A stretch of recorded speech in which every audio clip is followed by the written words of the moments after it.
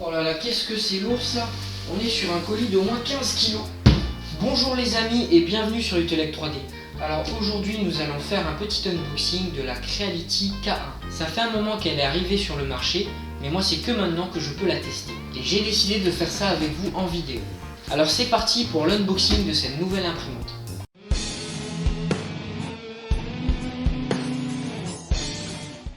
Contrairement aux autres anciens modèles de la marque Creality, cette nouvelle imprimante, la Creality K1, arrive en un seul morceau. L'assemblage sera donc très rapide car il n'y aura pas de grande étape de montage.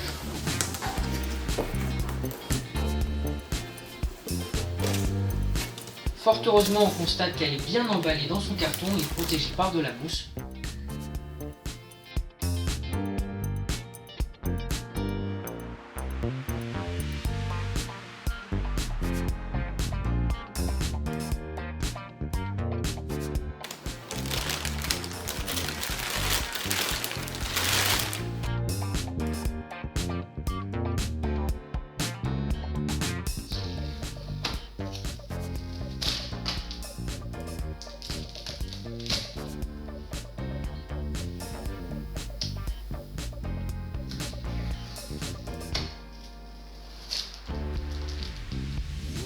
C'est une imprimante de type Core XY, ce qui nous permet d'atteindre de très grandes vitesses d'impression.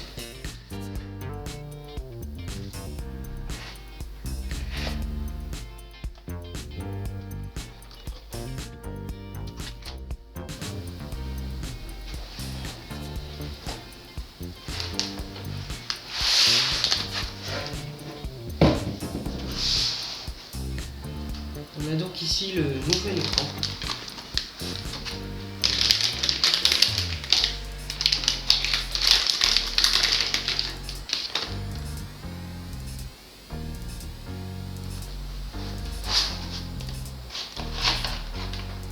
Dans cette boîte, on retrouve une pince coupante, des outils pour la maintenance, une petite raclette pour enlever les impressions, la clé USB contenant un premier fichier d'impression.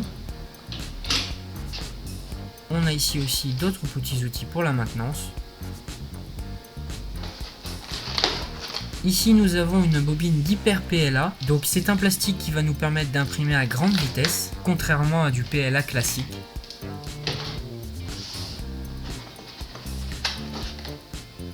Et ici, nous avons 4 petits pieds en silicone. Ils ont pour but de réduire les vibrations émises par l'imprimante dans le meuble sur lequel elle sera posée. Et là, nous avons le support de bobine qui sera placé à l'arrière de l'imprimante. Cette imprimante est équipée d'un extrudeur Direct Drive à double entraînement, c'est-à-dire que le filament est directement chauffé et entraîné dans la buse. Elle possède une surface d'impression identique à l'Under 3, c'est-à-dire 220 mm sur l'axe X, 220 mm sur l'axe Y et 250 mm sur l'axe Z. Une des particularités aussi de cette imprimante est de posséder une double ventilation, à la fois sur la tête d'impression et dans l'enceinte même de cette imprimante. Alors on commence par fixer l'écran. Donc j'enlève d'abord le petit film de protection, je récupère la nappe.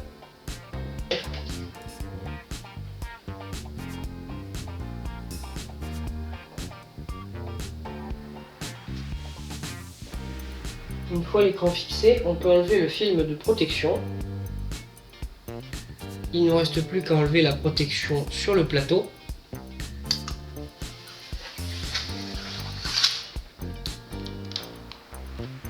On installe la petite poignée.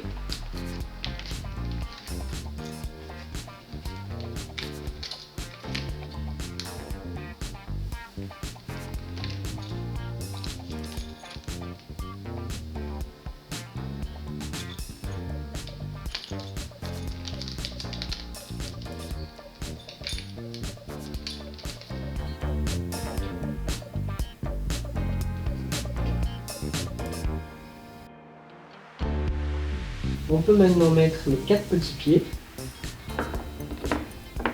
Alors, pour ça, rien de plus simple, on soulève légèrement l'imprimante. Hop, on les positionne bien dessous, à l'avant. Hop. Et on fait la même chose avec ceux de l'arrière. À l'arrière, il ne nous reste plus qu'à mettre le support de bobine. Donc rien de plus simple. Hop, on le glisse. Et voilà. Donc la bobine viendra se mettre ici et le capteur de fin de filament se trouve ici. Dans la chambre de l'imprimante, nous avons 3 vis ici indiquées avec des flèches jaunes. Ces vis sont à enlever car elles maintiennent le plateau pendant son transport.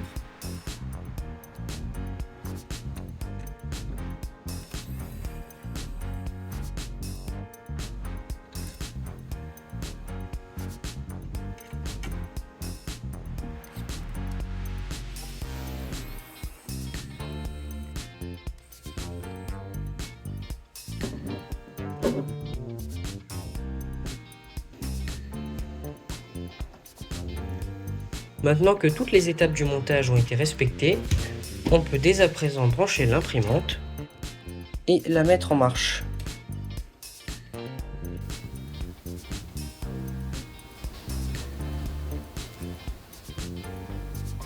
La machine démarre, donc je la mets en français.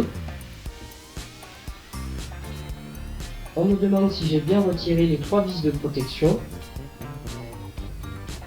Et voilà. L'imprimante est maintenant prête à se démarrer et elle va se calibrer automatiquement. On accepte les conditions. On paramètre notre réseau. Maintenant que le paramétrage réseau est OK, on appuie sur suivant. On choisit notre paramètre de fuseau horaire. Pour mon cas, moi c'est UTC plus 4.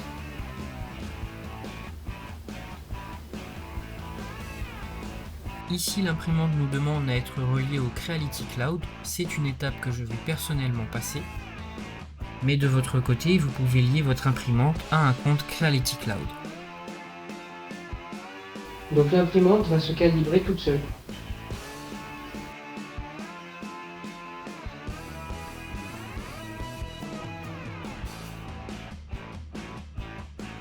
Et voilà, l'unboxing de cette imprimante est maintenant terminé. J'ai fait plusieurs petites impressions, je vous montre ça tout de suite et je vous donne mon avis juste après. Une des particularités très intéressantes de cette imprimante, c'est sa mise à niveau automatique du plateau. Plus besoin de passer des heures pour configurer votre imprimante, tout se fait de manière automatique.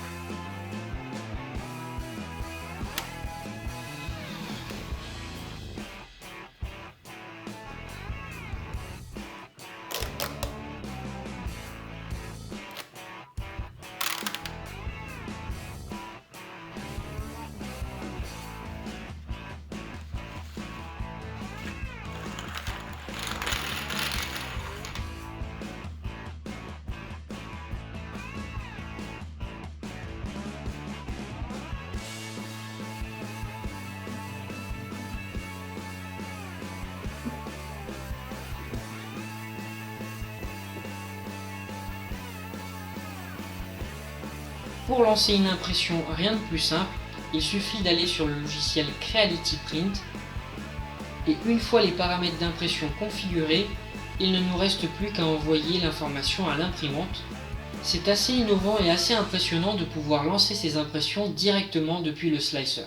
Grâce à cette supervision à distance, on a accès à toutes les informations de notre imprimante 3D.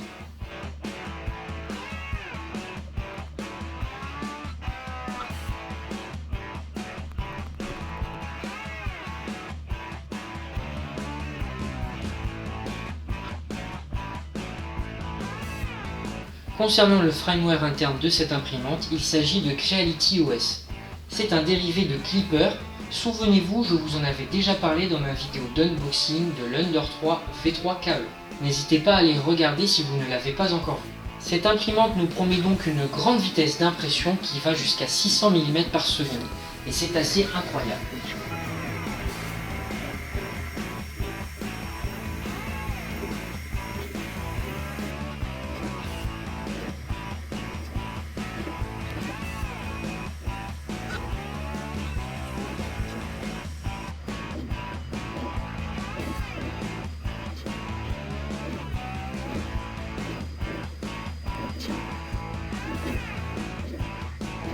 En conclusion, je suis très impressionné par les performances de cette imprimante. Cette imprimante 3D offre une combinaison parfaite entre qualité d'impression et vitesse, et on n'en attendait pas moins d'elle. Son système de configuration et de nivellement automatique est un jeu d'enfant, ça facilite grandement le processus d'impression.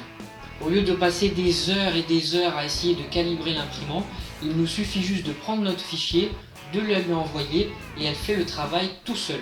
Que vous soyez novice dans le domaine ou un utilisateur avancé, cette imprimante 3D est à considérer pour tous vos projets. Je suis sûr que vous serez tout aussi impressionné que moi concernant ces performances exceptionnelles. Si vous avez des questions, n'hésitez pas à me les poser en commentaire, je me ferai un plaisir d'y répondre. Et voilà, cette vidéo est maintenant terminée, j'espère qu'elle vous aura plu, si c'est le cas n'hésitez pas à liker cette vidéo et n'oubliez pas de vous abonner. A bientôt sur Utellect 3D.